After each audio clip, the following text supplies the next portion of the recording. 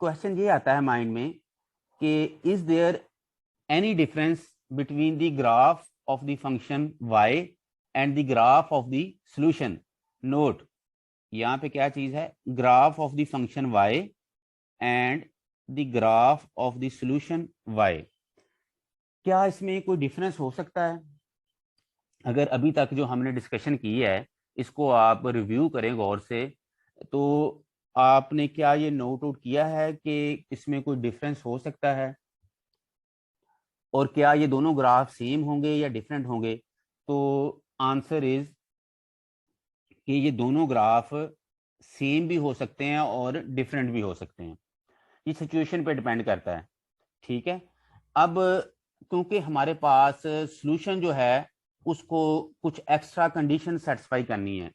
Function जो है वो तो उसकी जो स्टैंडर्ड डेफिनेशन है उसके ऊपर वो डिपेंड करता है। ये जो सॉल्यूशन है उसको 3 एक्स्ट्रा कंडीशन सेटिस्फाई करनी है। एक तो ये कि एक इंटरवल आई फाइंड आउट करना है जिसपे वो डिफाइंड हो। दूसरा, हमने क्या करना है कि जितने ऑर्डर की डिफरेंशियल इक्वेशन है उतने उसके डेरिवेटिव जो हों। फॉर एग्जांपल, अगर आपके पास n ऑर्डर की है तो उसके जो n डेरिवेटिव हों वो कंटिन्यूस हों। वो क्या हों? कंटिन्यूस हों इस इंटरवल i के ऊपर। तीसरा, ये भी हमारे पास है कि वो जो सॉल्यूशन है उसको जब हम डिफरेंशियल इक्वेशन में पुट करें तो उस इक्वेशन को वो आइडेंटिटी में रिड्यूस कर दे। ठीक है। ये सॉल्यूशंस को एक्स्ट्रा चीजें सेटिस्फाई करनी पड़ेंगी। तो ऑफ कोर्स इन दोनों के ग्राफ कभी सेम हो भी सकते हैं लेकिन यूजुअली सेम नहीं होते। Let's move toward physical situation कि आपके पास ये फंक्शन और सॉल्यूशन कि what is the main difference between the function and solution. अब ऑफ कोर्स जैसे मैंने आपको बताया कि सॉल्यूशन को एक्स्ट्रा कुछ कंडीशंस हैं वो सेटिस्फाई करना होती हैं। अब आपके पास अगर आप देखें y is equal to 1/x, ये एक फंक्शन है। ये क्या है जी? एक फंक्शन है। इस फंक्शन को अगर आप देखें तो ये क्या पूरी रियल लाइन के ऊपर मीन जब आप minus infinity to infinity move करते हैं तो क्या ये पूरी रियल लाइन के ऊपर डिफाइन है? क्या ये पूरी रियल लाइन के ऊपर डिफाइन है? तो आंसर इज नो। क्यों जी? अगर आप देखें माइनस इन्फिनिटी टू इन्फिनिटी जो रियल लाइन है इसमें आपके पास एक आ रहा है जीरो। जीरो के ऊपर ये वाला फंक्शन डिफाइन नहीं है, उसकी को आपके पास एक लिमिटेड वैल्यू नहीं आती। ठीक है। ये फंक्शन आपके पास डिफाइन नहीं है। तो अगर आप इसको माइनस इन्फिनिटी से लेके इन्फिनिटी तक एक्स को डिफरेंट वैल्यू दें, इसमें पुट करके वाई की डिफरेंट वैल्यूज लें और एक टेबल बनाएं। क्या करें जी? एक्स को डिफरेंट वैल्यू आप असाइन करें। जब एक्स को डिफरेंट वैल्यू असाइन करते जाएंगे तो उसके अकॉर्डिंगली आपके पास वाई की वैल्यूज आती जाएंगी। जब इनकी वैल्यूज आपस में आती जाएंगी तो इसको जब आप एक्स वाई प्लेन के ऊपर प्लॉट करेंगे तो आपके पास ऐसी कोई फिगर बनेगी जिस तरह ये आपको नजर आ रही है। ठीक है जी। अब ये जो जब आपने प्लॉट कर दिया तो अगर आप गौर से देखें तो जीरो के ऊपर ये डिफाइन नहीं है। मीन जीरो जो है इसके नाइबरहुड में, इसके करीब करीब ये फंक्शन जीरो पे तो एब्सोल्युटली डिफाइन नहीं है। तो ये इस तरह इसका प्लॉट है। तो इसका मतलब ये है कि ये वाला फंक्शन, अगर हम इस फंक्शन को देखें तो इस फंक्शन की डोमेन क्या है? आपके पास सारे रियल नंबर्स हैं। Mean minus infinity to infinity सारे रियल नंबर्स पे ये वाला जो फंक्शन है ये क्या है? डिफाइन है। लेकिन सिर्फ एक नंबर है जिसके ऊपर ये डिफाइन नहीं है। वो क्या है? आपके पास x is equal to zero. Zero के अलावा हर नंबर के ऊपर ये डिफाइन है। ठीक है जी। ये फंक्शन यहां तक आप बात समझ लें। ठीक है। ये फंक्शन भी है और पूरी रियल लाइन पे डिफाइन है, expect x is equal to zero. अब वो कहता है कि ये वाला जो फंक्शन है y is equal to 1/x जिसको हमने अभी डिस्कस किया है, ये कहता है कि जी ये सोल्यूशन भी है किसका? x y prime plus y is equal to zero. ये एक डिफरेंशियल इक्वेशन है, वो कहता है जी इसका ये सोल्यूशन भी है। अच्छा जी, अगर ये सोल्यूशन है तो ये आपके पास y है, इसका अगर आप फर्स्ट डेरिवेटिव लें यूजिंग पावर रूल, इस y को आप ऐसे भी लिख सकते हैं ना, x पावर -1। तो पावर रूल के जरिए इसका डेरिवेटिव लिया तो ये क्या आ जाएगा, -1 x पावर -1, तो ये आ गया -1 x power -2। You can write it as 1/x², -1/x²। ठीक है जी, ये इसका फर्स्ट डेरिवेटिव आ गया। अब मैंने ये देखना है कि ये इसका सोल्यूशन है कि नहीं है।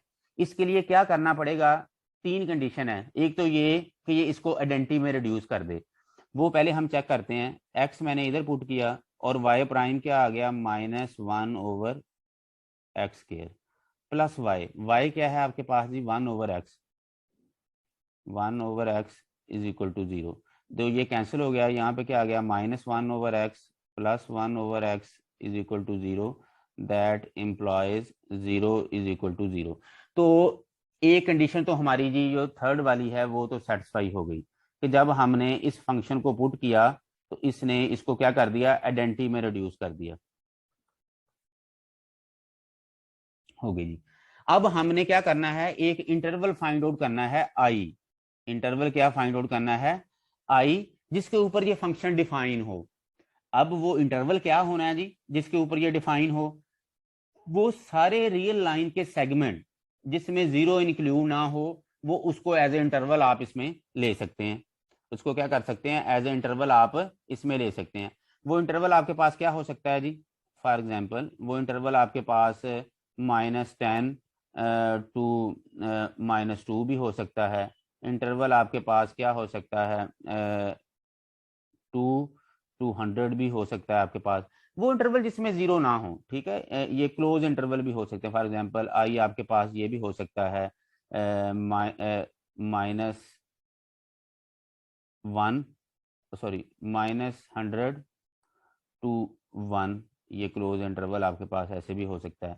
तो ये जो इंटरवल है इसके ऊपर ये आपका फंक्शन क्या होगा, डिफाइन होगा, और इसके आप जितने डेरिवेटिव लेंगे वो भी इसके ऊपर डिफाइन होंगे। तो मीन ये जो फंक्शन है आपके पास, ये वाला जो फंक्शन है y is equal to 1/x, ये सोल्यूशन बन जाएगा इस डिफरेंशियल इक्वेशन का हर उस इंटरवल के ऊपर जिसके ऊपर वो क्या हो, डिफाइन, मीन जिसमें जीरो इंक्लूड ना हो, वो डिफाइन भी हो जाएगा, उसके डेरिवेटिव कंटिन्यूस भी हो जाएंगे, ईच एंड एवरीथिंग सेटिस्फाई हो जाएगी आपकी सोल्यूशन की। तो इस तरह आप का जो फंक्शन है ये सोल्यूशन बन जाएगा इस ऑर्डिनरी डिफरेंशियल इक्वेशन का, अगर इनमें से आप कोई भी इंटरवल चूज कर लें अपनी मर्जी का। हम फॉर एग्जांपल ये ले लेते हैं कि ये y is equal to 1/x, ये सोल्यूशन बन जाएगा उस डिफरेंशियल इक्वेशन का इस इंटरवल के ऊपर। मीन ये जीरो इसमें इंक्लूड नहीं है, ये जो स्मॉल ब्रैकेट होती है इसका मतलब ये होता है कि जीरो इसमें इंक्लूड नहीं है, जीरो से आगे वाले नंबर।